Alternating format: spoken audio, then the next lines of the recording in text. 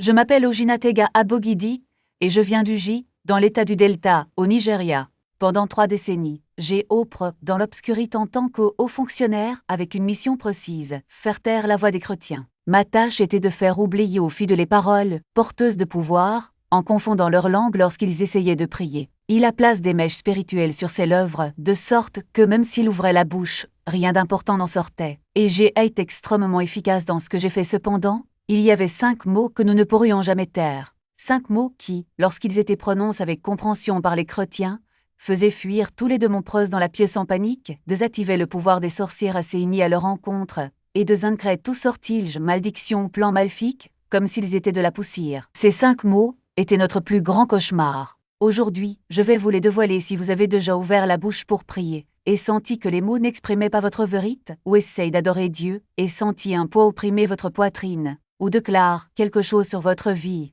et trouve vos paroles tomber au sol sans force, alors vous avez vécu ce que nous avons fait aux chrétiens.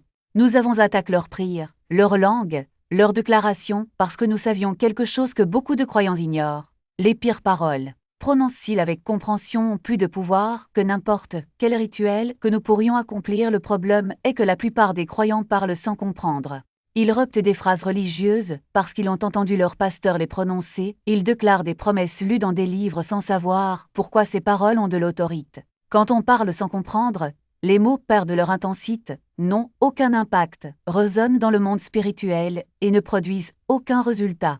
Mais quand un chrétien connaît ces 5 mots et comprend pourquoi ils ont d'une telle autorité, tout change. Quand on les prononce avec conviction et relation, le scénario change complètement. Aujourd'hui, je vais partager ces 5 mots et expliquer chacun d'entre eux si profondément que lorsque vous aurez fini d'écouter, vous ne prierez plus jamais de la même manière. Le premier mot est sang. Ce n'est pas n'importe quel sang, mais le sang de Jésus-Christ. Je vais vous dire ce qui se passe dans le monde spirituel lorsqu'un chrétien comprend le pouvoir de ce sang et le prononce avec autorité. J'ai rencontré une femme appelée Mama Est qui vivait dans un petit village près de Sapel, à environ 45 minutes du J. C'était une personne simple, agricultrice, sans éducation formelle, qui ne savait ni lire ni écrire. Mais elle connaissait le pouvoir du sang. Notre clan a été chargé de détruire votre famille. Son mari était pasteur, et l'église s'est développée rapidement. Les dirigeants des tombres de cidre qu'il était nécessaire de les arrêter. J'ai été envoyé avec 2 autres sorcières de haut niveau pour mener à bien la mission. Nous commençons par les enfants.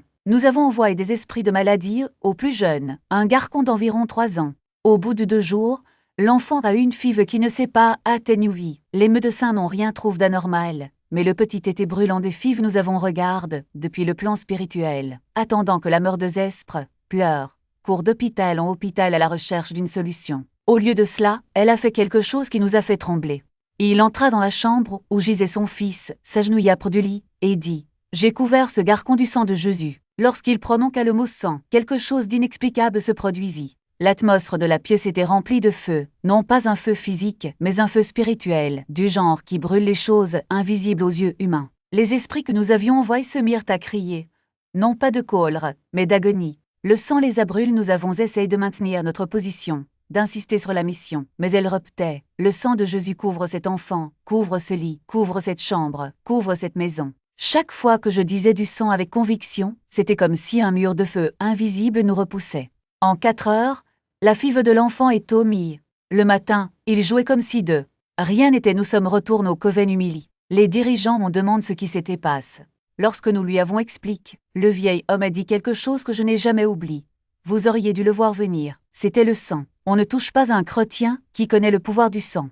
J'ai passé encore 22 ans dans l'obscurité après cet épisode, et je peux dire par expérience, le sang de Jésus est la substance la plus puissante du monde spirituel. Lorsqu'un démon entend cette parole prononcée avec compréhension, c'est comme s'il entendait la voix du jugement. C'est le rappel qu'ils ont déjà été vaincus. La Bible dit dans Hébreux 9, 14, que le sang du Christ purifie notre conscience des œuvres mortes pour servir le Dieu vivant, mais sa puissance va au-delà de la purification. Il crée une barrière que les ténèbres ne peuvent pas franchir, établit un territoire que les démons ne peuvent pas envahir. De nombreux chrétiens mentionnent le sang de Jésus comme une phrase magique, l'ajoutant à la fin des prières dans l'espoir qu'il augmentera sa puissance. Mais ce n'est pas comme ça que ça marche.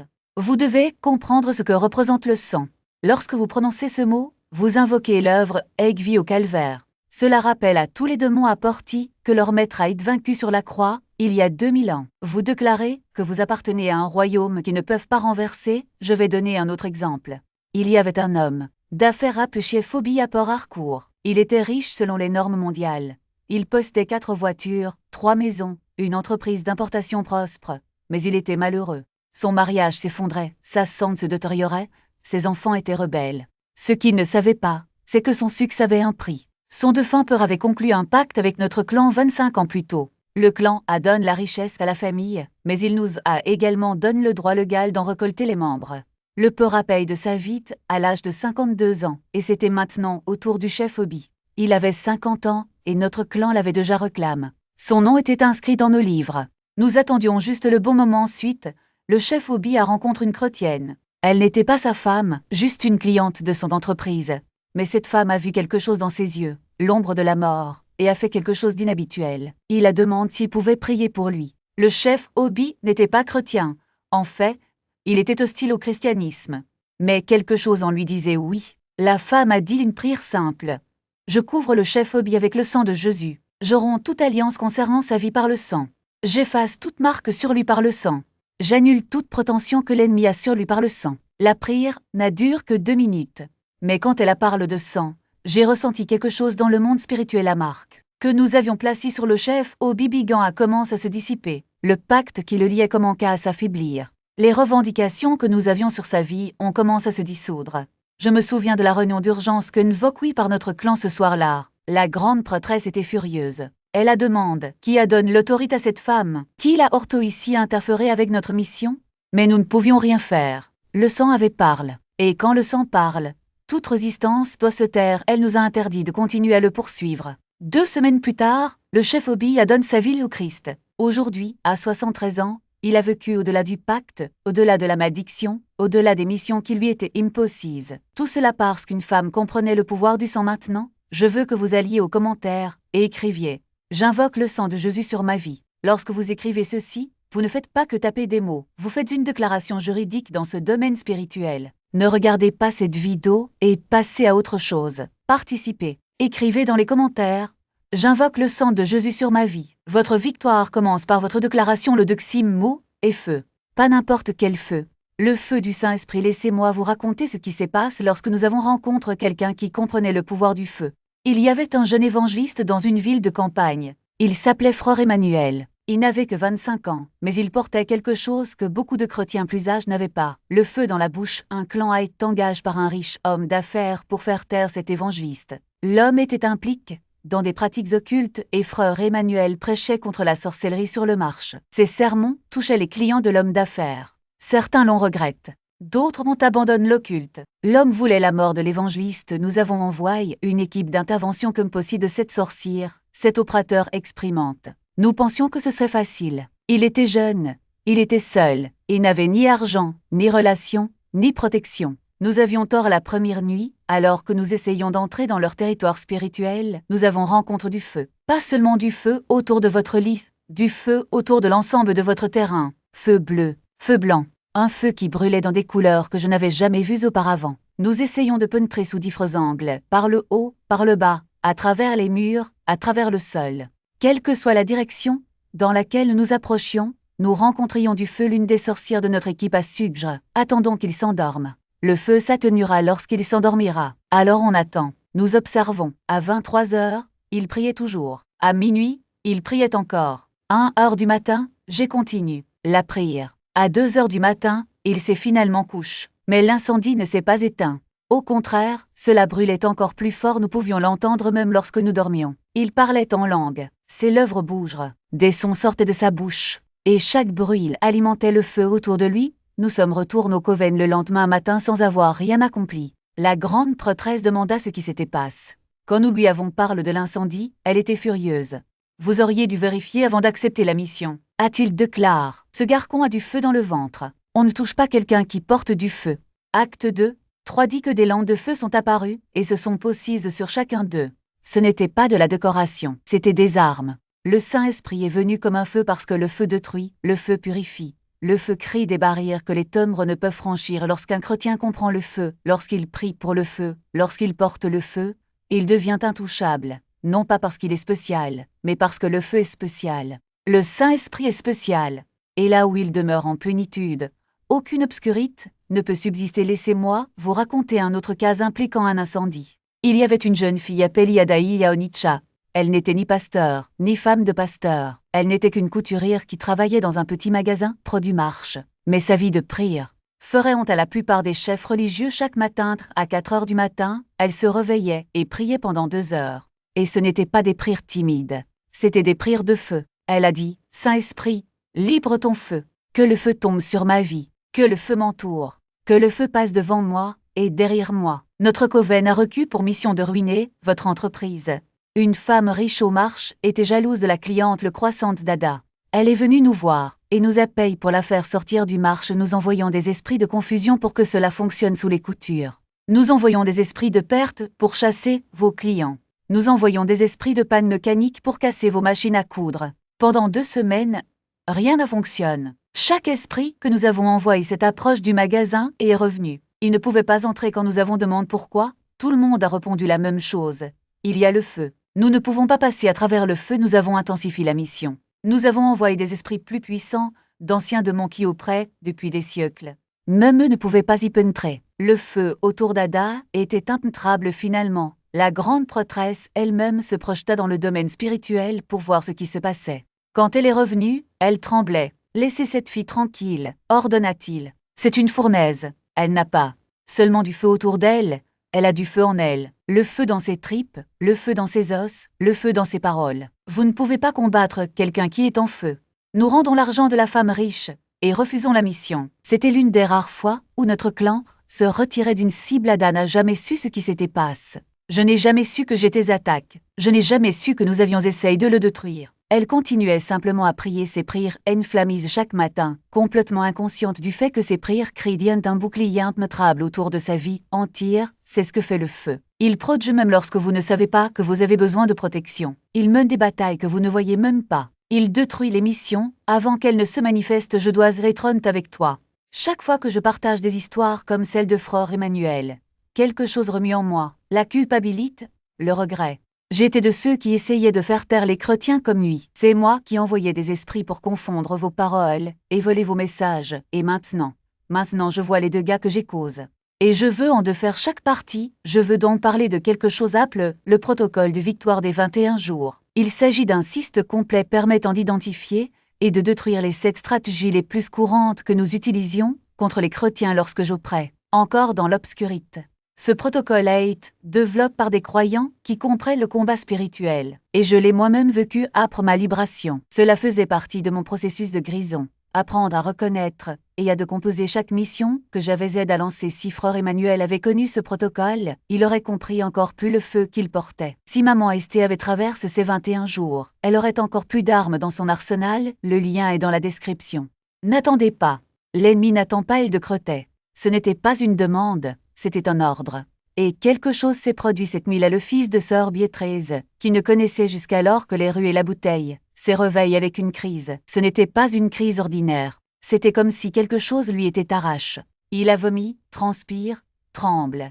Et puis, pour la première fois depuis des années, il a ressenti un vide là où régnait un désir incontrôlable. Le lendemain, il s'est réveillé et n'avait pas envie de boire. Ce n'était pas un combat. Ce n'était pas une bataille interne. C'était comme si une chaîne avait été coupée. Il regarda ses mains, qui tremblaient auparavant à la pince de l'alcool, et réalisa qu'elles étaient stables. Il s'est habillé, a quitté la maison et est parti chercher du travail. Sœur Béatrice ne savait pas ce qui s'était passé.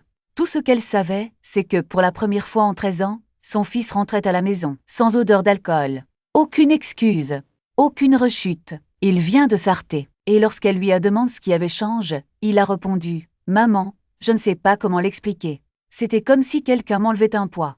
Je n'en ai plus envie. » Ce qu'elle ne savait pas, c'est que dans le monde spirituel, une légion entière de démons avait été expulsée avec ce seul mot, commandement. Ce n'est pas Dieu qui a fait le travail pour elle. C'était elle, agissant avec l'autorité qu'elle avait déjà.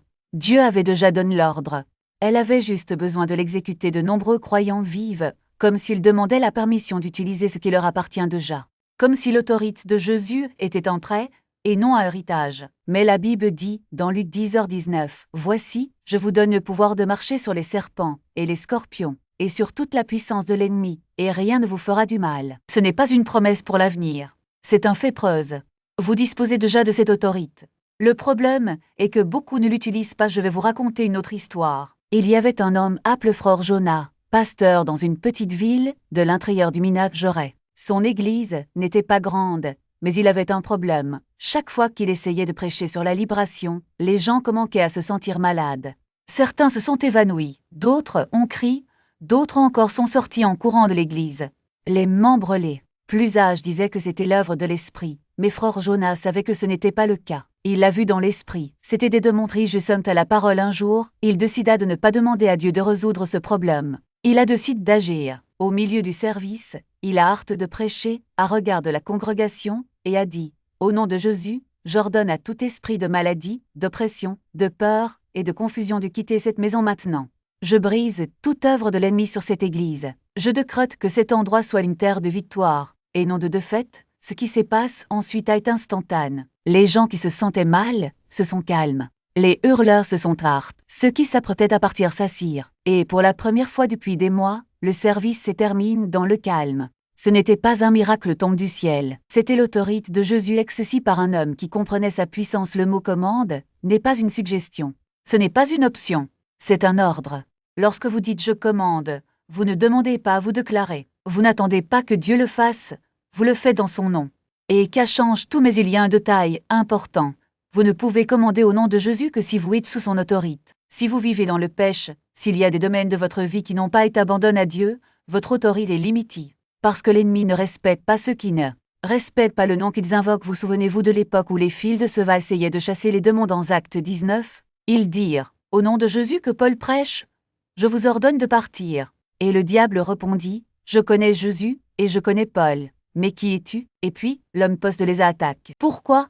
Parce qu'ils utilisaient le nom de Jésus sans avoir de relation avec lui. Sans autorité, l'autorité ne vient pas du titre. Cela ne vient pas de la position. Cela ne vient pas de la fréquentation de l'Église. Cela vient d'une vie abandonnée au Christ. Cela vient d'un cœur qui dit « Seigneur, je ne suis rien sans toi, mais avec toi, je peux tout faire. » Si vous avez l'impression que vos paroles n'ont aucun pouvoir, demandez-vous « Est-ce que je vis sous l'autorité de Jésus ?» Si la réponse est oui, alors vous disposez déjà de tout ce dont vous avez besoin pour commander, pour briser les chaînes, pour libérer les captifs, pour voir des miracles maintenant. Je veux que tu fasses quelque chose. Écrivez dans les commentaires. J'opère sous l'autorité du nom de Jésus, et je commande la victoire sur ma vie. Ce n'est pas juste une phrase, c'est une déclaration, c'est un décret. Et quand vous écrivez ceci, quelque chose bouge dans le monde spirituel. Avant de passer au mot suivant, j'ai besoin que vous compreniez une chose. L'ennemi n'a pas peur de vos prières. Il n'a pas peur de ses jeûnes. Il n'a pas peur de tes larmes. Ce qu'il craint, c'est lorsque vous vous levez et dites « plus rien ».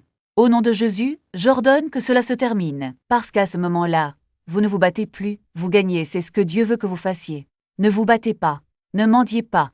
N'attendez pas. Commande l'intérêt pour lui. Et pendant 80 ans, qu'à marche. Mais ensuite, Frère Joseph a entendu un message sur la puissance d'Amen. Il a appris qu'il ne suffisait pas de déclarer, il fallait sceller. Qu'il ne servait à rien de prononcer simplement des paroles de foi si vous ne les ratifiez pas avec autorité. Il a donc décidé de changer d'approche une nuit. Il s'est agenouillé et a commencé à déclarer « Au nom de Jésus, je décrète que le blocage de mon mariage soit brise.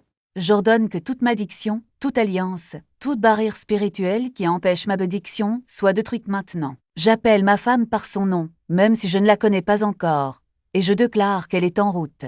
Et je le scelle avec le sang de Jésus. » Et puis, il a dit « Amen », pas un amen distrait, pas un amen automatique, mais un amen charge de foi, d'autorité, de certitude. Un amen qui résonna dans les cieux comme un marteau frappant un clou, scellant un décret. À ce moment-là, quelque chose s'ébrise dans le monde spirituel. La sorcière qui avait lancé le sort ressentit une vive douleur dans la poitrine, comme si quelque chose en elle avait été arraché. L'esprit de surveillance qui veillait sur Frère Joseph a été expulsé.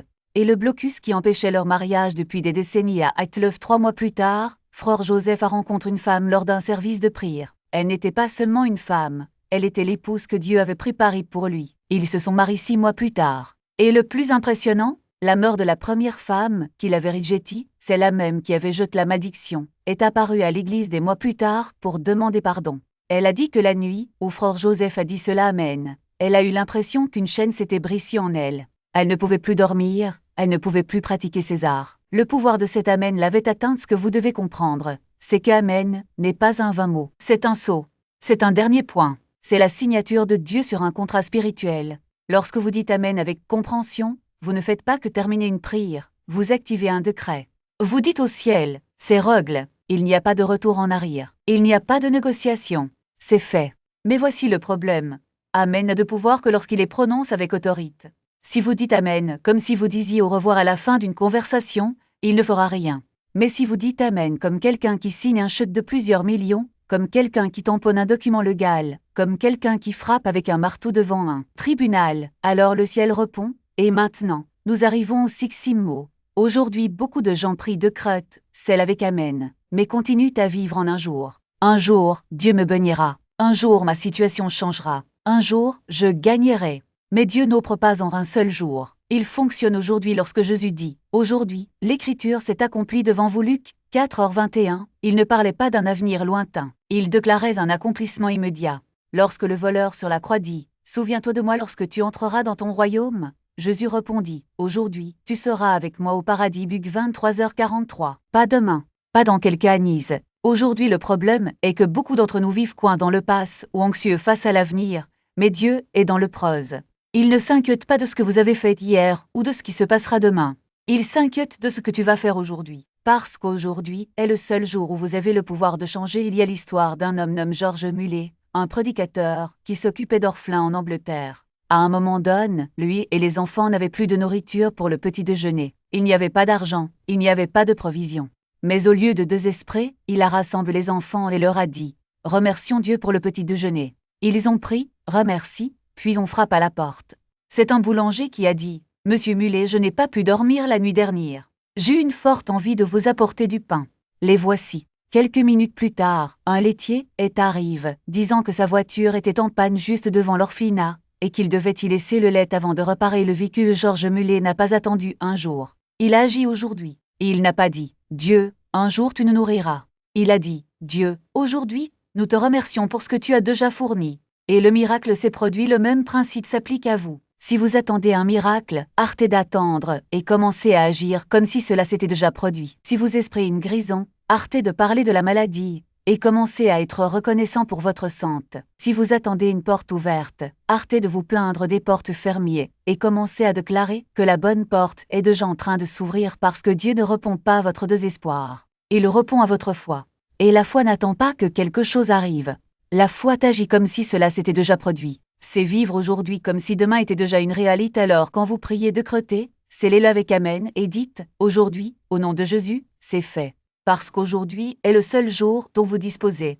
Hier est passe. Demain n'est pas encore arrive. Mais aujourd'hui est le jour du salut. Aujourd'hui c'est le jour du miracle. Aujourd'hui, c'est le jour de la victoire. Et maintenant, le dernier mot, Jésus, parce qu'en fin de compte, ce n'est pas une question de mots que vous prononcez. Ce n'est pas une question de technique que vous utilisez. Il ne s'agit pas du volume de votre voix ou du nombre de larmes que vous versez. Il s'agit de savoir qui se cache derrière vos paroles. Lorsque vous dites au nom de Jésus, vous ne citez pas simplement un titre. Vous invoquez une personne. Vous appelez le nom qui est au-dessus de tout nom. Philippiens 2, 9. Le nom qui fait trembler l'enfer. Le nom qui ouvre des portes qu'aucun homme ne peut fermer. Le nom qui guérit, libre, restaure et transforme. Mais voici la vérité que beaucoup ne comprennent pas. Le nom de Jésus n'est pas une amulette. Ce n'est pas une formule magique. Ce n'est pas quelque chose que vous utilisez pour manipuler Dieu ou forcer les résultats. Le nom de Jésus est une autorité déléguée. C'est un pouvoir qui ne fonctionne que lorsqu'il est utilisé en accord avec sa volonté. Lorsque Pierre et Jean ont guéri le boiteux à la porte du temple, ils n'ont pas dit « Au nom de notre puissance, levez-vous et marchez ». Ils dirent « Au nom de Jésus-Christ de Nazareth, lève-toi et marche » Acte 3:6. Ils n'avaient pas confiance en eux. Ils avaient confiance dans le nom qu'ils portaient, et c'est ce que vous devez faire. Lorsque vous priez, lorsque vous décretez, lorsque vous commandez, lorsque vous scellez avec Amen, vous n'avez pas confiance en vos capacités. Vous faites confiance au nom qui est au-dessus de tout nom. Vous dites, ce n'est pas par ma force, ce n'est pas par ma sagesse, mais c'est par la puissance du nom de Jésus que cela va arriver. Mais pour que ce nom fonctionne, vous devez l'utiliser avec foi. Pas une foi générique, mais une foi spécifique. Une foi qui dit, je sais en qui j'ai cru. 2 Timothée 1, 12. Une foi qui ne vacille pas, qui ne doute pas, qui ne négocie pas. Une foi qui dit, si Dieu est pour moi, qui peut être contre moi?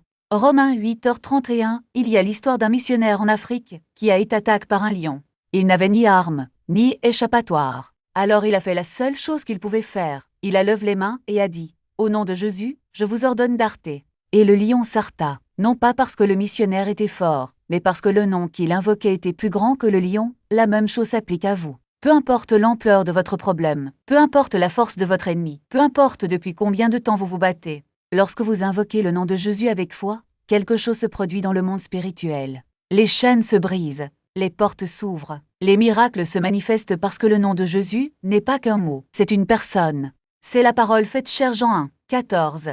C'est l'agneau qui a été molle, mais qui est ressuscite avec toute puissance Apocalypse 5, 12. Il est le roi des rois et le Seigneur des seigneurs Apocalypse 19h16. Ainsi, lorsque vous arrivez à la fin de votre prière, ne terminez pas simplement par Amen. Terminez par au nom de Jésus, car c'est en ce nom que toute promesse accomplie. C'est en ce nom que chaque prière est exaucée. C'est en ce nom que toute victoire est garantie. Et quand vous dites au nom de Jésus, ne le dites pas comme si vous demandiez une faveur. Dites-le en tant que personne exerçant une autorité, en tant que personne qui sait que ce nom est porteur de pouvoir, comme quelqu'un qui comprend que lorsque vous parlez, le ciel vous écoute, et l'enfer tremble parce qu'en fin de compte, ce ne sont pas vos mots qui changent les choses. C'est le nom que vous invoquez. Ce n'est pas votre force qui gagne les batailles. C'est le nom que vous portez. Ce n'est pas votre sagesse qui ouvre les portes. C'est le nom qui est au-dessus de tout nom. Alors à la prochaine fois que vous prierez, rappelez-vous, vous n'êtes pas seul. Vous avez le nom de Jésus. Et ce nom est votre arme, votre défense, votre victoire. Utilisez-le. Commandez avec lui. Décret avec lui. Scellez avec. Et voyez ce qui se passe lorsque vous arrêtez de vous battre et commencez à gagner opportunité. Je le couvre de sang. Qu'aucune malédiction financière n'ait sa place dans ma vie. Qu'aucune dette ne me domine. Qu'aucune pénurie ne m'atteigne. Je déclare que le sang de Jésus est ma protection et ma provision maintenant. Je libre le feu du Saint-Esprit sur ma vie. Que le feu brûle toute impureté. Que le feu consume tout doute. Que le feu purifie toute zone contaminée. Feu de l'Esprit, brûle en moi. Brûle autour de moi. Brûle tout ce qui m'appartient. Que le feu du ciel descende et détruise toute œuvre des ténèbres sur mon chemin. Que le feu me couvre de puissance. Que le feu me remplisse d'audace. Que le feu me rende inébranlable au nom de Jésus, je prends l'autorité. Je ne demande pas, je décrète. Je n'attends pas, je commande. Au nom de Jésus, j'ordonne à tout esprit de peur de fuir ma présence. Au nom de Jésus, j'ordonne que chaque chaîne soit brisée. Au nom de Jésus, j'ordonne que chaque maladie soit guérie. Au nom de Jésus, j'ordonne que toute malédiction soit annulée. Au nom de Jésus, j'ordonne que tous les pièges soient deux armes. Au nom de Jésus, j'ordonne que chaque porte fermée soit ouverte. Au nom de Jésus, je commande que chaque promesse de Dieu s'accomplisse dans ma vie. Et maintenant, je scelle cette prière avec mon Amen. Ce n'est pas un Amen vide de sens. Ce n'est pas un Amen sans foi. C'est un Amen faisant autorité. C'est un Amen qui clôt l'affaire. C'est un Amen qui établit ce qui a été décrété. Amen, qu'il en soit ainsi. Amen, que ce soit fait. Amen, que cela s'accomplisse.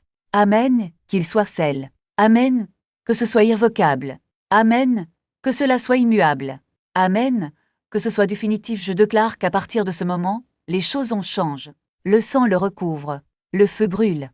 Le nom est agissant. L'ordre est obéi. L'Amen, c'est le scellement. Et le ciel répond. Je ne me bats plus. Je gagne. Je ne demande plus. Je le prends. Je n'attends plus. Je recrois que cette prière ne soit pas seulement des mots, mais une déclaration de foi. Que ce ne soit pas seulement un moment, mais une étape importante dans ma vie. Que ce ne soit pas seulement un souhait, mais une réalité. Et qu'à partir d'aujourd'hui, je marche dans la plénitude de ce que Dieu a déjà préparé pour moi parce que le sang de Jésus me protège. Le feu de l'Esprit me purifie. Le nom de Jésus m'autorise. Mon commandement est la loi dans le domaine spirituel. Et mon Amen est le sceau qui garantit la victoire maintenant. Levez-vous, ouvrez les yeux. Et sachez que quelque chose a changé. Vous n'êtes plus le même. Vous n'êtes plus des armes. Vous n'êtes plus sans autorité. Vous avez les armes. Vous avez le pouvoir. Vous avez la victoire. Et quand les batailles arriveront, et elles arriveront, rappelez-vous, vous ne combattez pas seul. Vous avez le sang, le feu, le nom, le commandement et l'Amen. Utilisez-les, parlez-les. Longue vie à eux. Et voyez ce qui se passe lorsque vous arrêtez de demander et commencez à décréter. Demandez simplement. Commande quand vous dites « je commande ». Ce n'est pas une suggestion, c'est un ordre. Il ne s'agit pas d'une demande de permission, mais d'une déclaration de pouvoir. Vous ne suppliez pas que les choses changent, vous exigez qu'ils s'alignent sur ce qui a déjà été établi au ciel. Et cette autorité ne vient pas de toi, mais du nom que tu portes, du sang qui te couvre et du feu qui te consume. Commencez petit si vous le devez. Choisissez quelque chose qui résiste à vos prières. Une habitude dont vous ne pouvez pas vous débarrasser, une situation financière qui ne bougera pas, une relation qui semble stagner. Au lieu de dire « Dieu, s'il te plaît, aide-moi avec K », dis « J'ordonne à cette situation de se soumettre à la volonté de Dieu. J'ordonne que cette barrière soit brisée. J'ordonne à cette porte de s'ouvrir maintenant, au nom de Jésus. » Et puis, attendez. Il ne s'agit pas de crier ou de forcer une émotion. Il s'agit de parler avec la certitude de quelqu'un qui sait que les mots ont du poids, parce qu'ils ont été libres par quelqu'un qui était autorisé à les utiliser. Mais attention, commander n'est pas manipuler. Vous n'essayez pas de plier la réalité à vos caprices.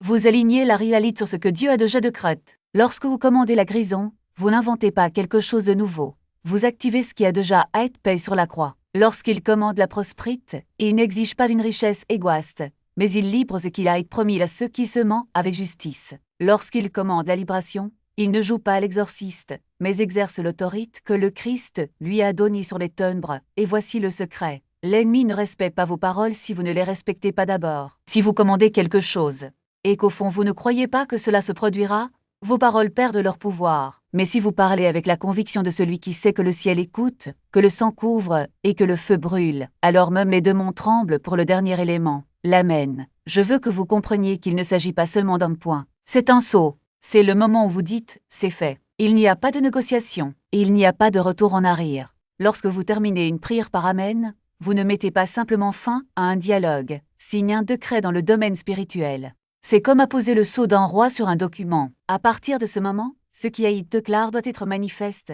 car il a été ratifié par l'autorité de celui qui a parlé. Alors, pratiquez ceci. Après chaque déclaration, après chaque commande, après chaque invocation du nom, terminez par Amen. Pas un Amen distrait, mais un Amen intentionnel. Un Amen qui dit « Je ne demande pas, je décrète. Et ce que j'ai décrété, le ciel l'a déjà reconnu. » Et si vous se tente de douter après avoir dit Amen, rappelez-vous, un Amen n'est pas une promesse de votre part à Dieu. C'est une promesse de Dieu pour vous maintenant. Je veux que vous fassiez un exercice pratique. Prenez un cahier ou ouvrez un document sur votre téléphone. Notez 5 situations dans votre vie qui doivent changer. À côté de chacun, écrivez une déclaration de commandement en utilisant les 5 éléments que nous avons appris. Le sang, le feu, le nom, le commandement et Amen. Par exemple, je couvre cette situation avec le sang de Jésus. J'invoque le feu du Saint-Esprit sur elle. Au nom de Jésus, j'ordonne que décrire la situation soit brise, dissousse et retire de ma vie. Je décrète que ce que vous désirez se manifeste maintenant. Amen. Ensuite, lisez-le à haute voix. Pas une seule fois. Repetez quotidiennement jusqu'à ce que le doute soit remplacé par la certitude et que la résistance spirituelle commence à s'effondrer. Et lorsque vous sentez quelque chose qui s'oppose à vous, une voix qui vous dit qu'elle ne marchera pas, une fatigue soudaine, une distraction, revenez aux 5 éléments. Couvrez-vous de sang. Demandez du feu. Dites le nom. Commande. Et terminez par un Amen parce que voici la vérité. Vous n'apprenez pas seulement à prier. Vous apprenez à vous battre. Et la guerre spirituelle ne se gagne pas avec de bonnes intentions, mais avec des armes spirituelles maniées avec précision. Le sang est votre protection. Le feu est votre force. Le nom est votre autorité. Le commandement est votre épée. Et l'Amen est le sceau qui garantit que la victoire est déjà la vôtre. Alors lève-toi. Respirez profondément. Et sachez, vous ne venez plus sur le banc. Vous avez été convoqué sur le champ de bataille. Et à partir d'aujourd'hui, chaque mot qui sort de votre bouche aura le pouvoir de crier, de détruire, de libérer ou de lier. Utilisez-les à bon escient. Utilisez-les avec foi. Et surtout, utilisez-les. Parce que le monde a besoin de croyants qui non seulement prient, mais qui décrètent, qui non seulement demandent, mais exigent, qui non seulement attendent, mais prennent possession, et lorsque vous le ferez, quelque chose d'extraordinaire se produira. Les choses commenceront à bouger. Non pas parce que vous êtes spécial, mais parce que vous avez découvert qui vous êtes sans Christ. Et qui es-tu? Un fils du roi, vêtu de pouvoir, couvert de sang, plein de feu, autorise à porter le nom qui fait trembler l'enfer. Alors vas-y grec. Et de craie, ne vous excusez pas d'avoir utilisé votre autorité. Trouvez un endroit où vous pouvez être seul. Levez-vous, parlez à voix haute, pointez du doigt si nécessaire. Rendez-le physique, mettez-le en gras lorsque vous le dites. J'ordonne que la situation change. J'ordonne à ce code d'officier de bouger. J'ordonne à cette persil de se manifester. Ne murmure pas, ne marmonnez pas. Déclarez avec l'autorité de quelqu'un dont vous savez qu'il a le droit de commander. Après avoir commandé, ne mendiez plus. Une fois que vous avez utilisé votre autorité, Ayez confiance que le ciel vous a entendu. Assurez-vous que la commande est en cours d'exécution. N'affaiblissez pas votre autorité en revenant à une position de faiblesse quant à la parole que j'enseigne. Je veux que vous commenciez à sceller vos prières de manière intentionnelle. Lorsque vous avez fini de prier, ne vous précipitez pas pour passer à autre chose. Prenez un moment. Dites Amen avec compréhension, repetez si nécessaire, prononcez-le fermement. Laissez le son de ce mot pénétrer dans votre esprit. Vous scellez une transaction. Il s'agit de ratifier un décret. Traitez cela avec le poids qu'il mérite. Je veux aussi que vous vous entraîniez à dire Amen tout au long de votre journée. Lorsque vous recevez une bonne nouvelle, dites Amen. Lorsque vous voyez quelque chose de bon dans une situation, déclarez Amen. Lorsque quelqu'un vous bénit, répondez Amen. Plus vous pratiquerez ce scellement, plus cela deviendra naturel. Et enfin, je veux que vous combiniez les 5 mots dans vos prières quotidiennes. Ne les utilisez pas seuls, mais ensemble. Le sang, le feu, le nom, le commandement, le Amen. Lorsque ces 5 mots opèrent à l'unisson, ils créent une force à laquelle l'enfer ne peut résister maintenant. Faites une dernière déclaration. Je parle avec compréhension et autorité à partir de ce jour. Écrivez ceci. Voyez ce que Dieu a déjà fait en vous avant de terminer. Je tiens à vous rappeler que ce que vous avez reçu aujourd'hui n'est pas un divertissement. C'est un entraînement de guerre. C'est une révélation que le royaume des ténèbres ne voulait pas que vous ayez. Depuis 30 ans, ma mission a été de faire parler les chrétiens sans pouvoir. Aujourd'hui, cette mission a échoué dans votre vie. Si ce message vous a béni, partagez-le. Il y a des croyants qui luttent en ce moment parce que personne ne leur enseigne ce que je viens de vous montrer. Ils prononcent des paroles vides de sens parce qu'ils ne comprennent pas le pouvoir qu'ils détiennent aujourd'hui. Nous pouvons changer cela. Un à un, nous libérons quelqu'un. Nous ne sommes pas seulement une chaîne. Nous sommes un mouvement. Nous sommes une génération de croyants qui s'éveillent à l'autorité que nous postons. Nous apprenons à parler avec puissance. Nous apprenons à prier avec le feu. Nous apprenons à faire trembler les démons avec nos paroles. Et le royaume des ténèbres est terrifié. Restez bénis. Restez en prière. N'oubliez pas, vos paroles sont des armes. Utilisez-les à bon escient. Utilisez-les avec audace. Utilisez-les avec compréhension. C'est organique Agbo, exposant les ténèbres et réveillant l'Église. Jusqu'à la prochaine fois.